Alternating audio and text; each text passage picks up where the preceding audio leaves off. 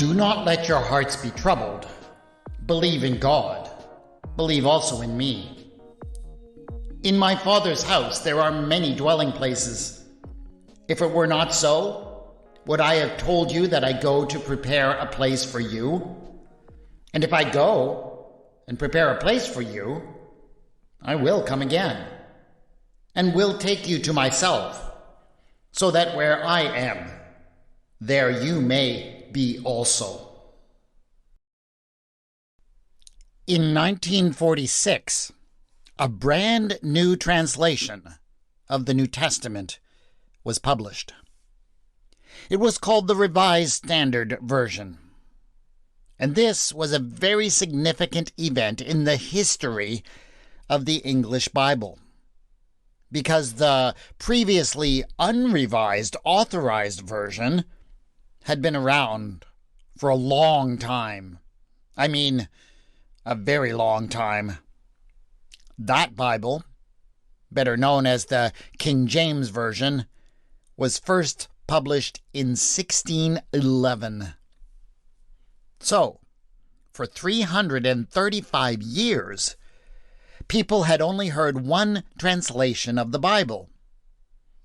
It was quite a shock for some people to hear familiar verses translated in new ways. And one particular verse was especially shocking.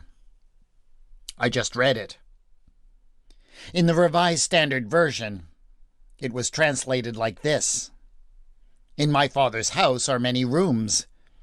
If it were not so, would I have told you that I go to prepare a place for you?" In this passage, Jesus is speaking to his disciples just before his death. He is apparently describing to them what it is that will await them after they die. So the promise seems to be that in heaven, they will get to have rooms in God's house. That sounds nice enough. Why would anyone have any trouble with that translation? Well, the problem was that they were used to a somewhat different translation in the King James Version.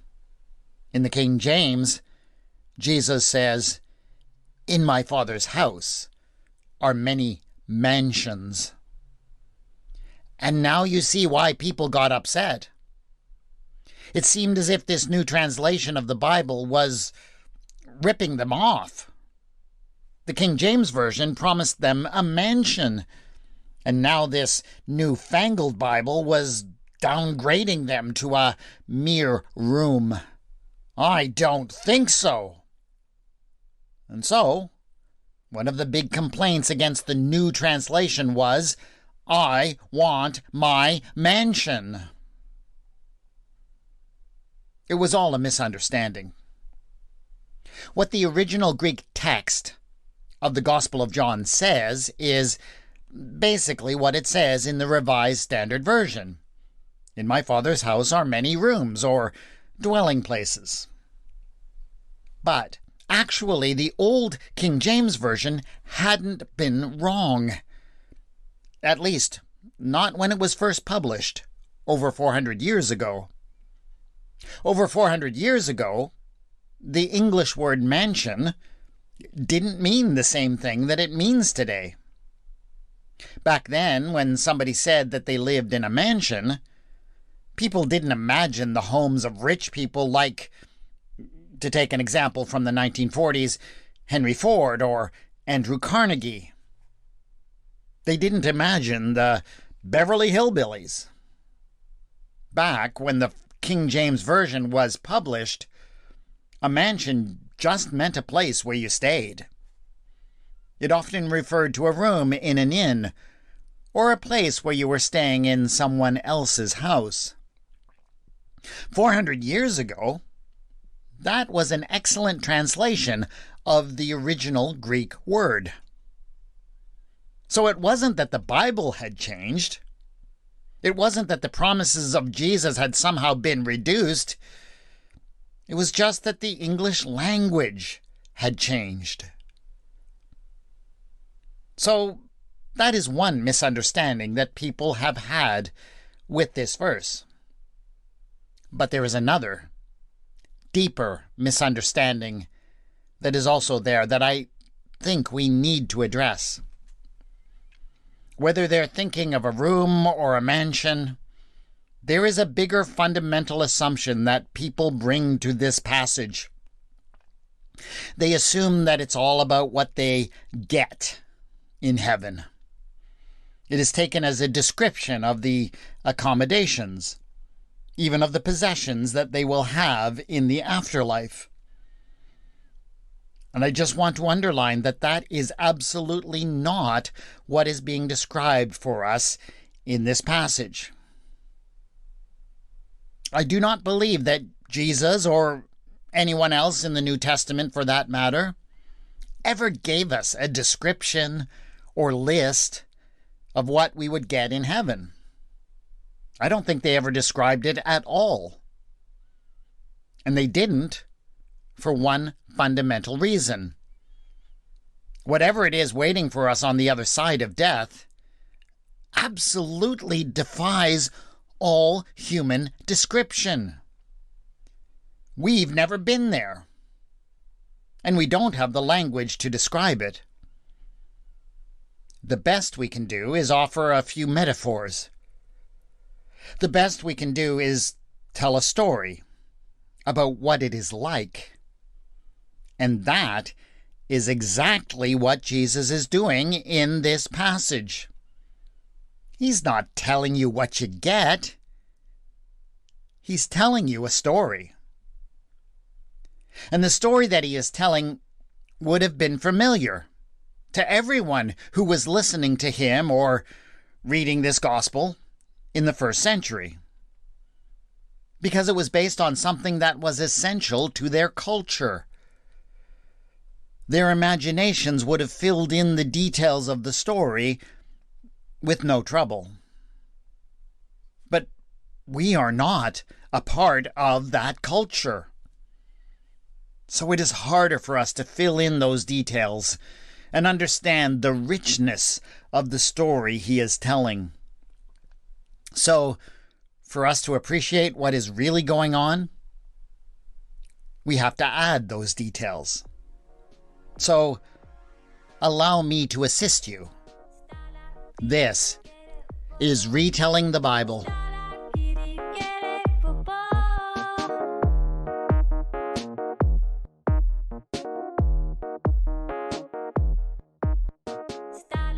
Episode 7.10, In My Father's House.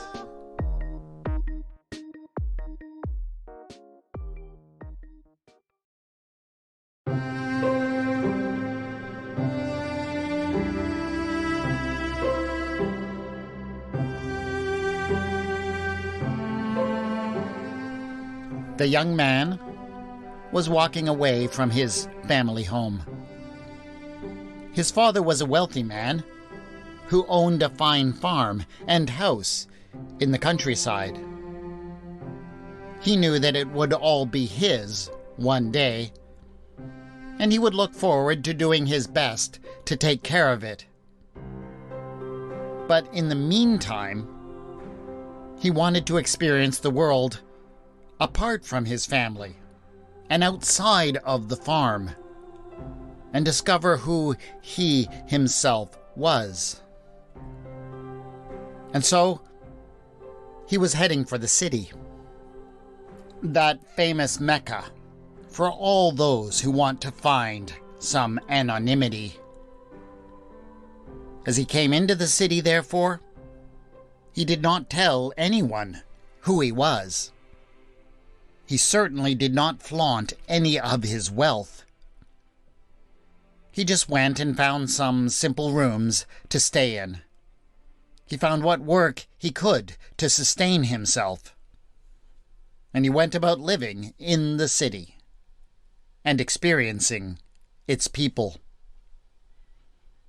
And it was while he was there that he met and became rather enchanted with a young woman named Miriam. She was a simple girl, hard-working and kind. She kept a booth in the city marketplace for her father. Over several weeks he had interactions with her as he bartered for some fruit and other things. He found himself finding reasons to spend more and more time in the marketplace, and especially hanging around her booth. He was smitten. She was smart, clever, and had a killer sense of humor. He just had to find out more about this enchanting woman. And so he started to ask around. He found out that she came from a poor family, but one that was highly respected and honored in the community. He decided to approach her parents. Respecting all of the customs and expectations of society, he wanted to ask them if he could have their permission to speak to their daughter. To them, he revealed his family, his name, and the resources that he could claim. But he asked them not to say anything of that to her. He had this odd idea that she should be free to choose for herself whether or not she wanted to spend time with him. He didn't want her to be influenced by his name or wealth. The parents thought his ideas to be odd, to say the least. But they told him that he had their permission. So he went to her and spoke of his love. And, to his own wonder and amazement, he discovered that she felt much the same. They entered into a period of time together of heady love. They continually found ways to talk together and spend time together. Always he was careful not to act in any way that might put her virtue or modesty in question. But it became plain to all who saw them that theirs was a relationship that was not to be denied.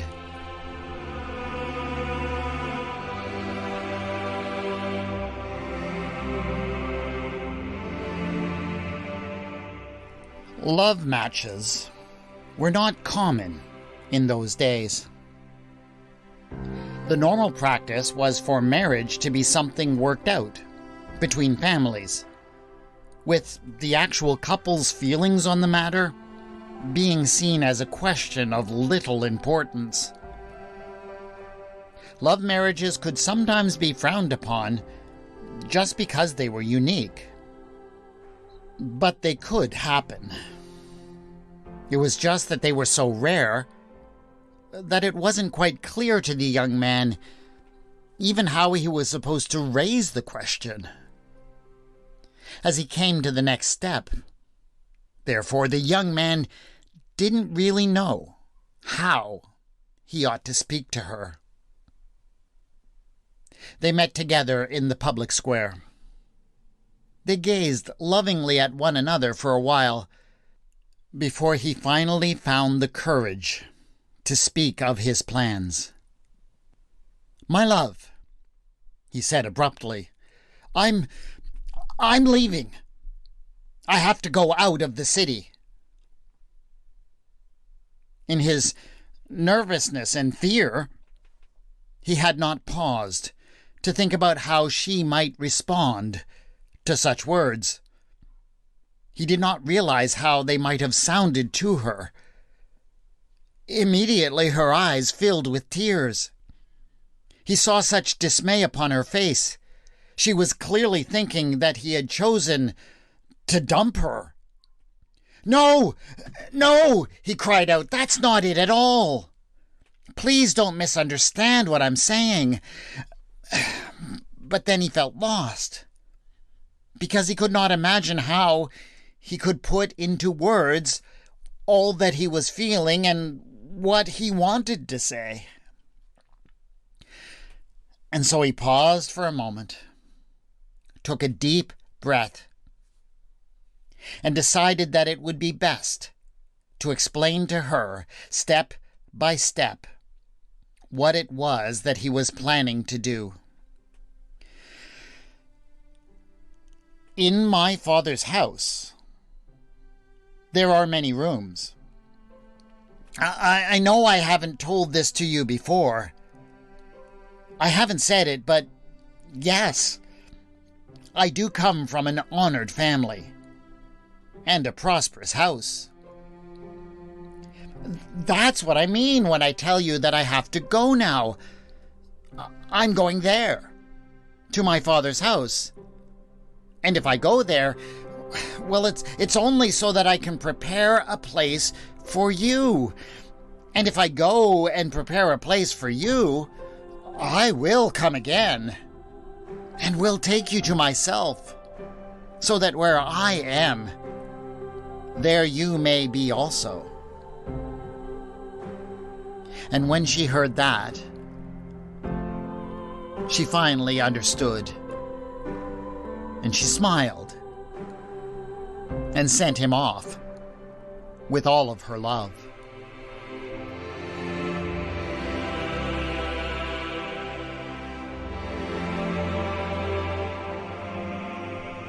And so the young man went off to his father's house. After a few days' journey, he arrived and greeted his parents joyfully. He went in, and over a welcoming meal, he told them everything about the time he had spent in the city, and especially about the incredible woman that he had met there.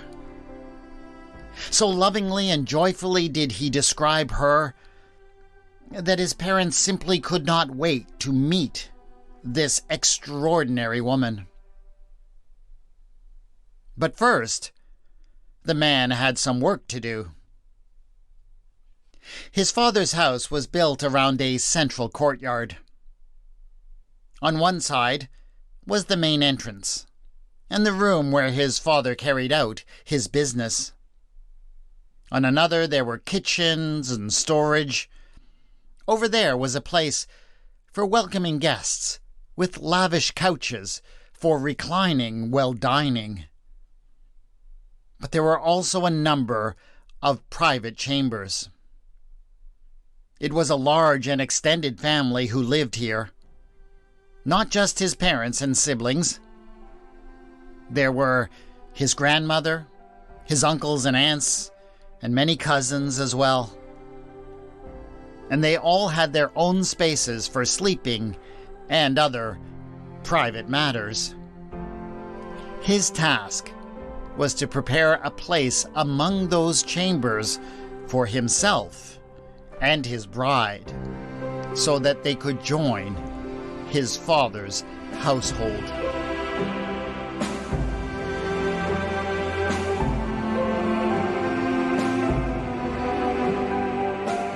He worked hard at it for many days, expanding the space, making it warm and welcoming.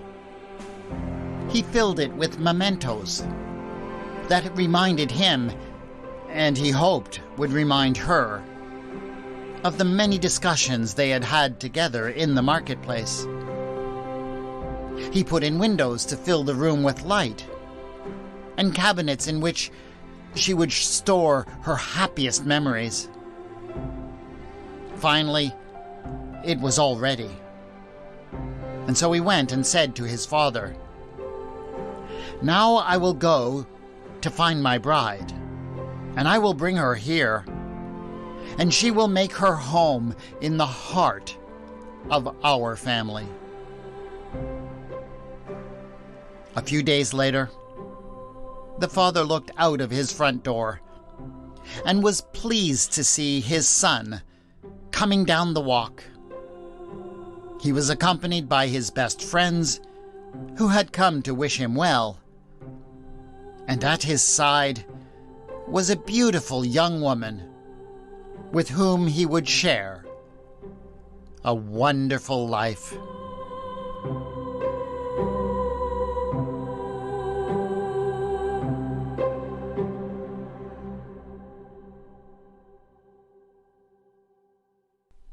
I happen to believe that there is something that awaits us on the other side of death. But I'll tell you something that I don't think about it. I don't tend to imagine it in terms of people sitting around on clouds or playing harps. Nor do I think that we're all going to join in some never-ending chorus singing the praises of God. I don't think that the streets will be paved with gold. I mean, who would want to drive on a street paved with gold? And no, I don't think that we get a mansion, or even a room. For that matter, I do not think of an afterlife in terms of some people burning in eternal conscious torment. Those are all words or images that you can find in the Bible. Except for the eternal conscious torment. I don't believe that's there. Oh, and that one about clouds and harps. That just comes from a Philadelphia cream cheese commercial, I think. But I do not believe that any of those images are meant to be taken literally. Certainly not to demonstrate to us what such an existence actually is. They are meant to give us some vague sense of what that existence is like. When Jesus told his disciples of the rooms in his Father's house, he wasn't giving the blueprints of heaven. He wasn't showing us a floor plan. He wasn't telling them what they'd get. He was telling them a love story, using elements that were an essential feature of marriage in that world at that time. For them, marriages did not include things like giving rings or ceremonies before ministers or justices of the peace. The essential ritual of a marriage involved taking your wife to live in a room in your Father's house that you had prepared to share with her. Jesus wasn't saying what the afterlife was. He was telling a story. Like I say, I believe in an afterlife. Maybe you don't. That's fine. I'm not trying to convince you of anything. But I'll just say that if there is something out there, as far as I'm concerned, it is going to take place in a plane of existence far beyond our present understanding. The way I actually think of it, at least, it probably has more to do with participating in a great collective consciousness than it has to do with any rooms or streets or clouds. But that is just the best that my imagination can do. Whatever it is, or isn't, we simply don't have the language to express it. And so we're left with stories and images and metaphors. But man, they are some pretty amazing stories.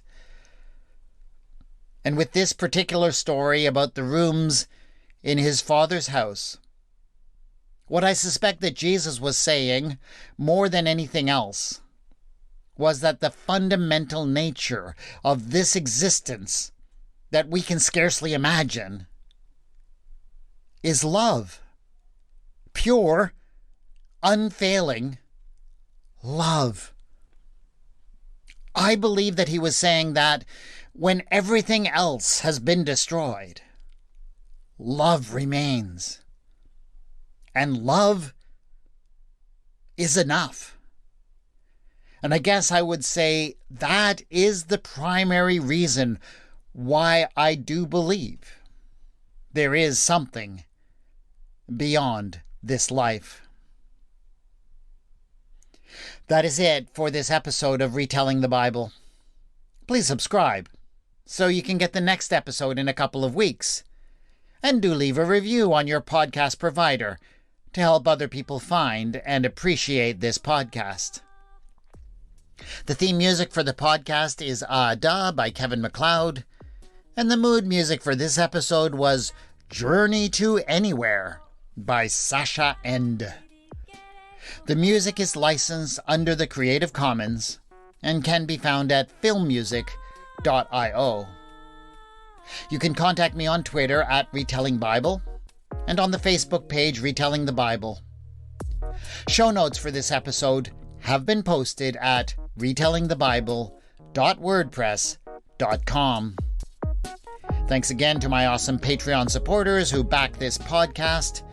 If you'd like to join them or discover the benefits they receive, go to patreon.com/retellingthebible. This is Retelling the Bible, and I have been your storyteller, W. Scott McCandless.